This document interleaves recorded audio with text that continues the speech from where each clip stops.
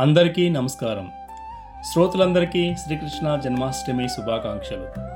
ఈరోజు మనం మాట్లాడుకోబోయేది మనందరి మనసు దోచుకున్న పండగ శ్రీకృష్ణ జన్మాష్టమి.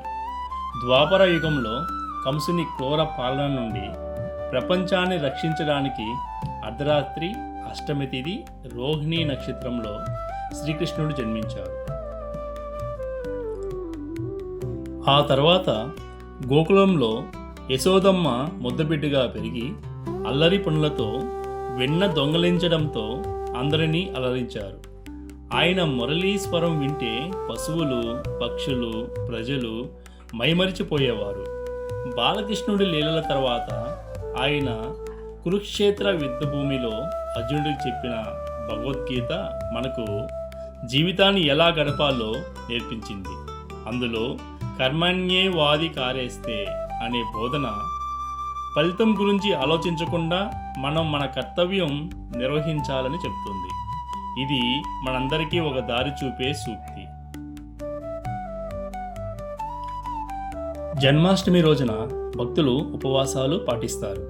అర్ధరాత్రి కృష్ణుని జన్మోత్సవం ఘనంగా జరుపుకుంటారు. ఆలయాలన్నీ భజనలతో, కీర్తనలతో మారుమోగుతాయి. చిన్నపిల్లలు కృష్ణ, రాధ వేషధారణలో కనిపించి మనసు దోచుకుంటారు.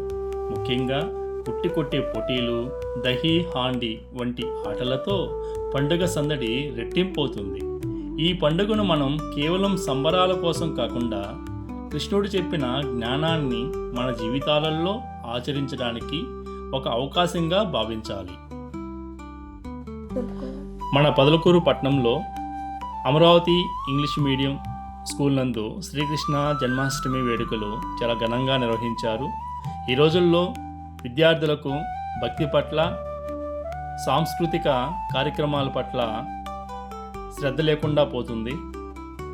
ఇలాంటి కార్యక్రమాలు నిర్వహించి విద్యార్థులకు అవగాహన కల్పించినందుకు అమరావతి స్కూల్ యాజమాన్యానికి కృతజ్ఞతలు తెలియజేయాలి.